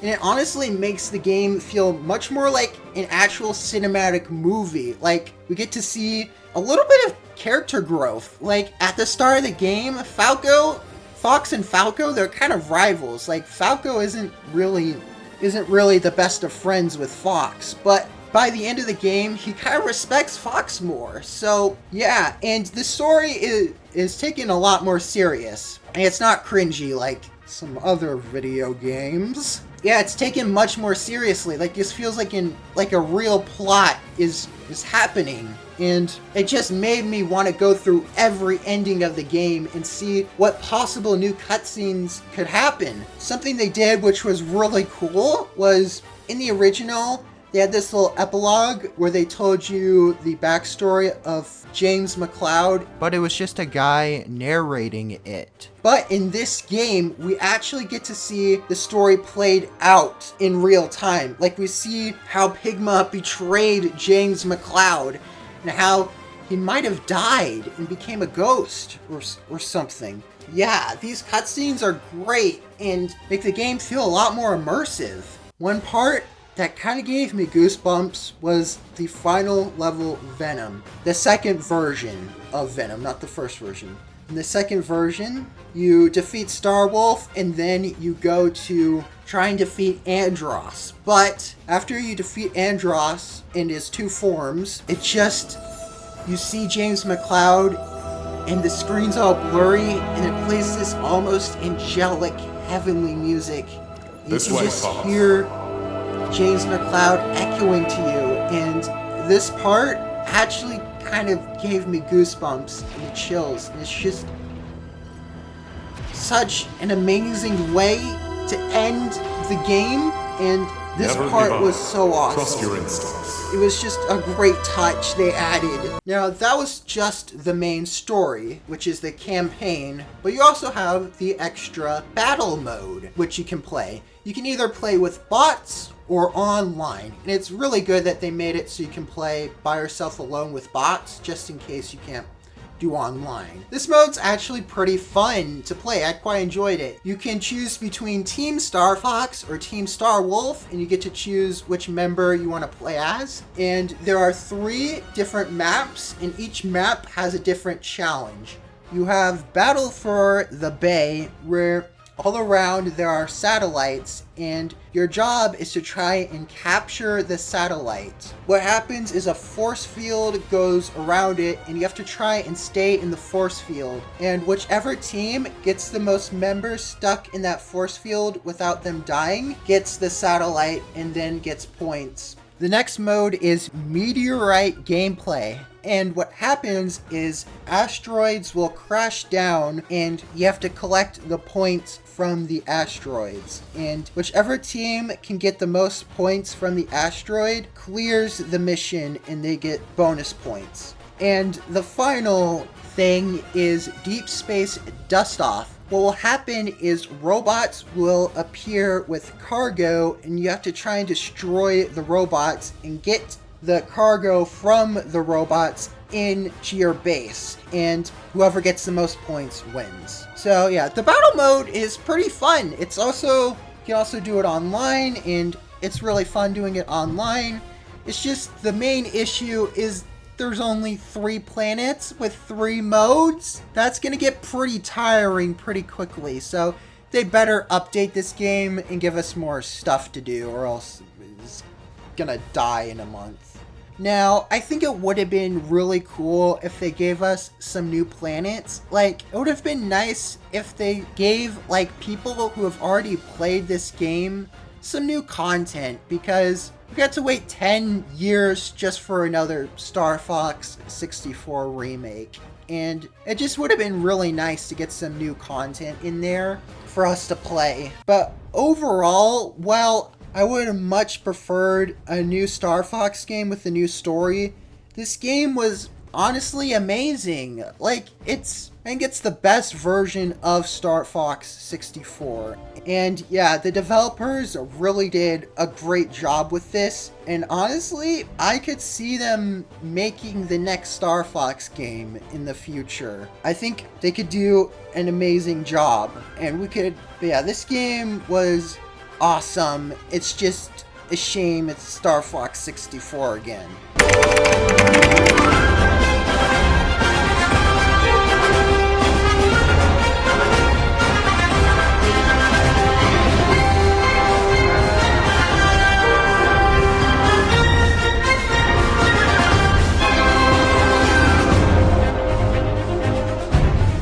Okay, now it is time for the Star Fox tier list. So, first in B tier is Star Fox Command.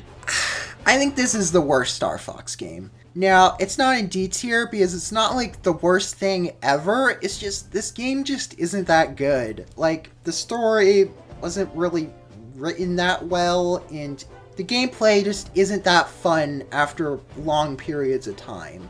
I think this game deserves C tier. Next in C tier, we have Star Fox Guard. Star Fox Guard's actually pretty okay. It's nothing amazing. It's just sort of like a neat little game. And the final game in C tier is Star Fox 2.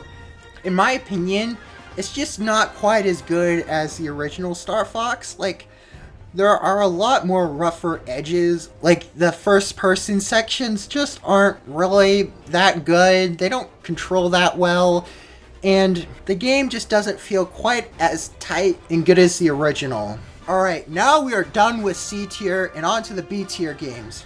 Now, I'm gonna be honest, I kind of feel a bit unfair doing this, but we're putting Star Fox Adventures in B tier. It's like, I wasn't really sure where to put this game because this game just isn't really a Star Fox game. It's like a totally different genre, but this game's good. It's nothing amazing, but it's a good little time, and I think that's where I kind of consider B tier. So, yeah, Star Fox Adventures was just like a fun little adventure. It's nothing that mind-blowing. And the final game in B tier is Star Fox Zero. This game honestly could have gone higher up in the tier list if it wasn't for its problems. Like, the parts where you're not using the gamepad are pretty good. Like, if we got rid of the gamepad and the drone sections, this game would be an A tier. That part of the game just kind of lowers it down for me, and it's just kind of a more flawed experience, which is why I'm putting it in B tier. Alright, so we actually only have one game for A tier, and that's the OG Star Fox. This game has aged. It runs at like 20 FPS, but it's actually a really fun game if you get into it. It's just a really fun little arcadey game, and yeah, it's pretty good. Now for the final tier, S tier. These are the best Star Fox games. First in S tier, we have Star Fox 64 / Star Fox 64 3D, because they're kind of both really similar and you can interchange them. But yeah, Star Fox 64 is just a fantastic game. It truly is the Super Mario Bros. 3 of the Star Fox series, where it took the groundwork of the original and just improved it and made it into a great game, which is still fun to play to this day. Like, I could just pop on this game at any time and have a really good time. It's really good, snappy, tight, and just awesome. Now, above both these games is actually Star Fox 2026. Star Fox 2026 is the best version of Star Fox 64. They took a game which was already great and just put the icing on top and made it truly just amazing. Like, the amount of production value and all the cinematics and the music, it just takes it to the next level. And the last game in S tier is Star Fox Assault. This game's really good, and it almost could be the perfect Star Fox game. It's just, it left me wanting more. Like, I want more of the on-rails sections. I want more story. I want more Star Fox. And this game's just amazing. The on-foot sections, while different, are really fun playthrough. And the traditional ship sections are just some of the best in the series. Like, these sections look amazing even to this day. Like, the way the ship flies around, all the stuff that happens in them. In this game is just so good. It's still my favorite Star Fox game. I was debating on Star Fox 2026 actually might be my favorite, but I still think Star Fox Assault is my favorite. It's just a really good game, and I think people should give it a shot, because this game's kind of underrated, like, compared to the other Star Fox games. But yeah, that is my tier list. So yeah, I have now played every single Star Fox game, and overall, I love this series, like, so much. Despite the rocky history and a lot of mistakes happening, I think this is a great series. I love the characters, I love the different worlds we go to, like Saria, Macbeth, Mateo, Zonus. Like, there's just so much to love with Star Fox. And this will definitely be going in my drawer of hyper fixations. And honestly, despite the future maybe looking rough, as we haven't gotten an original Star Fox series since Star Fox Command, which, by the way, was released the same year I was born. That's kind of insane. But Velen Studios did such a good job with this remake. I could see them making a new Star Fox game in the future.